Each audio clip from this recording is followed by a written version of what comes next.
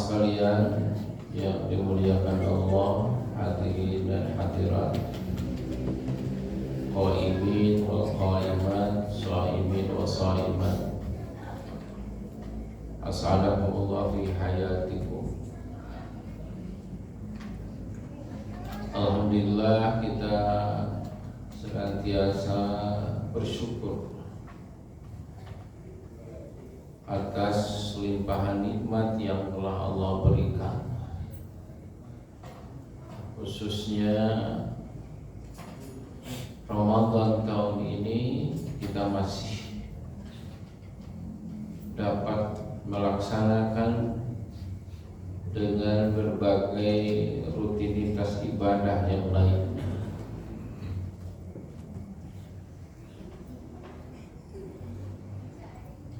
Dan kita memetik hikmah yang paling kita sama-sama rasakan adalah kita menahan haus dan lapar dimulai dari jam berapa ya Ustaz? Jam 4.29 sampai maghrib jam 18:10, kurang lebih 14 jam kita menahan haus dan lapar. Namun dengan 5 atau 10 menit kita makan juga minum di saat berbuka, perasaan yang berat tadi dari mulai nahan haus terus perut ngerecek. Bahasa anak-anak jam 11 itu sudah miss call. Ya. Bahkan tidak sampai 5 sampai 10 menit. Dengan segelas air saja ketika azan sudah dikumandangkan, yang tadi jam 5 sudah kicau gitu ya, yang udah tengkurap gak enak, duduk gak enak, akhirnya jalan keluar lihat yang macet gitu. Kadang dengan segelas air saja kehidupan kembali normal.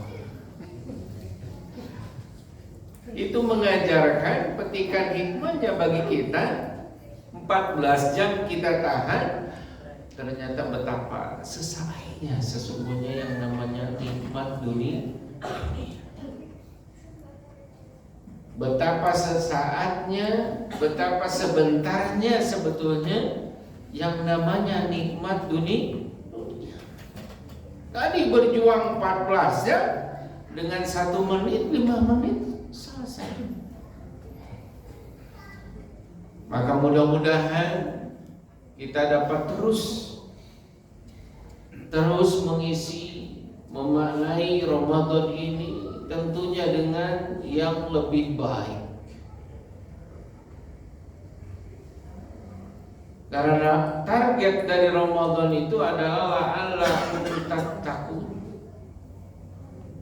agar bertakwa, agar hidup ini disiplin hanya menurut Allah dan Rasulnya. Itu pesan intinya. Maka jangan sampai kita melakukan hal-hal yang dapat merugikan yang lain, karena kita sedang ditarbiyah, sedang dididik oleh Allah melalui proses saum ini. kita kenal, dalam istilah mungkin kita kenal senjata makan tuan. Artinya punya senjata, senjatanya itu malah menghabisi tuannya sendiri. Apa makna filosofi dari istilah ini?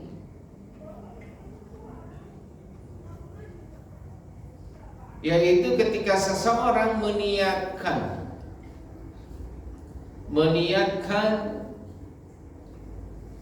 berbuat jahat atau berbuat buruk kepada seseorang, kemudian perbuatan dan niat buruk itu kembalilah kepada dirinya.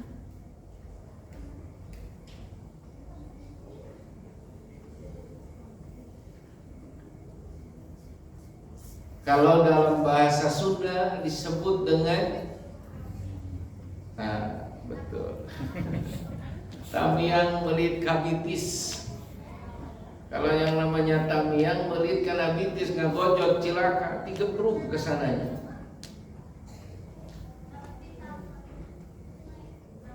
Nah, dalam hal itu Syekh Muhammad Al-Qurazi, Ka'ab Al-Qurazi, beliau menyampaikan salasu khisalin man kunna fihi kunna alaihi. 3 perkara, 3 hal yang siapa saja yang berbuat dengan 3 perkara itu, justru 3 perkara itu akan menimpa dirinya. Ini keren ungkapannya, ya. Kata beliau, siapa yang berbuat 3 perkara kepada orang lain, tetapi sesungguhnya sejatinya 3 perkara itu akan kembali kepada dirinya.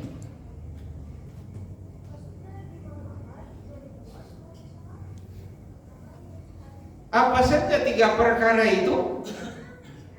Kata beliau, yang pertama adalah al-baghyu.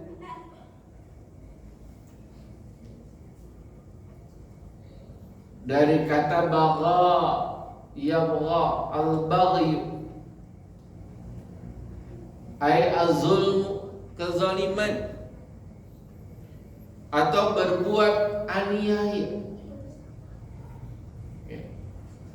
Berbuat zalim, berbuat aniaya kepada yang lain, dia lakukan dengan berbagai cara. Itu sejatinya sesungguhnya kezaliman itu bakal dia petik sendiri. Maka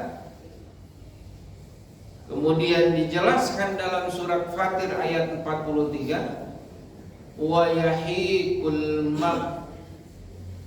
wa la yahiqul makru as-sayyi illa bi ahli. Dan tidaklah menimpa rencana yang buruk, rencana yang jahat, kecuali kepada yang merencanakannya. Silakan dicek kembali dalam surat Fatir 43. Siapapun yang meniatkan, apalagi yang berbuat zalim, betul misalnya si A ke si B berbuat, tetapi hasilnya nanti itu akan kembali ke A yang berbuat. Karena hukum pasti yang Allah jelaskan, al-makru sayyi'u illa bi ahli. Niat yang buruk, perencanaan yang buruk, niat yang jahat, perbuatan yang jahat dia lakukan itu hanya akan kembali kepada pelakunya. Dan ini bagi mukmin tidak sedikit pun kita meragukan. Kemudian yang kedua, apa yang perbuatan itu ketika diperbuat akan kembali kepada dirinya, akan menjadi tamiang melit kabitis seperti tadi. Yang kedua adalah an-naqsu. An-naqsu, nakas. Perbuatan nakas ini adalah ingkar janji. Ketika kita mengingkari janji kepada siapapun itu, kalau itu janji kebaikan, janji dalam hal ketaatan, kemudian kita ingkar, sesungguhnya ingkar janji itu dampaknya bukan kepada yang diingkari, akan kembali kepada dirinya. Lihat dalam surat Al-Fath ayat 10. Faman nakatha fa innama yanquthu ala nafsi. Barang siapa yang mengingkari janjinya, sesungguhnya keingkaran itu akan menimpa pada dirinya sendiri. Maka jangan sampai kita ingkar janji sekecil apapun. Karena sepertinya ketika kita ingkar janji yang dirugikan orang lain. Tetapi sejatinya keingkaran itu akan menjadi catatan dosa-dosa kita. Kemudian yang ketiga adalah al-makruh. Al-makruh, makar. Dalam ayat lain disebutkan wayang kurun. Makar itu tipu daya, melakukan tipuan timbangan, melakukan tipuan produk dan lain sebagainya. Al-makruh itu juga sepertinya yang menipu senang. Ada sekarang rame-rame menipu melalui menguras rekening. Pak, anak bapak tertabrak, segera kirimkan sekian. Ini polisinya sedang butuh pulsa. Udahlah di rumah sakit, ujuk-ujuk polisinya butuh pulsa. Senang dia bisa membobol rekening yang lain, senang dia bisa nipu yang lain. Tetapi sesungguhnya produk dari tipuan yang dia lakukan akan kembali kepada dirinya sendiri. Dalam surat Yunus ayat 23 Allah menegaskan, ya ayyuhan nas innama bagyukum ala anfusikum. Wahai sekalian manusia, sesungguhnya tipu dayamu itu hanya akan menimpa diri kalian sendiri. Maka mudah-mudahan tiga hal ini dalam kerangka momentum Ramadan kita dapat menjauhi sejauh-jauhnya berbuat zalim kepada yang lain, berbuat aniaya, ingkar janji, juga kita melakukan tipu daya atas hal apapun. Karena sesungguhnya ketika itu kita lakukan, sejatinya itu akan kita petik sendiri kelak di hadapan Allah, baik itu di dunia maupun kelak di akhirat. Di dunia dia bisa selamat, masih bisa tertawa, tetapi di akhirat tidak akan ada yang bisa lari dari mahkamah Allah Subhanahu wa ta'ala. Mudah-mudahan Ramadan ini mendidik kita sebagaimana Allah perintahkan, wa kunu ma'as-shadiqin, dan bersama golongan orang-orang yang jujur. Barakallahu li wa lakum wa nafa'ani wa iyyakum bima fihi minal ayati wa dzikril hakim. Fastaghfirullah innahu huwal ghafurur rahim. Wassalamualaikum warahmatullahi wabarakatuh.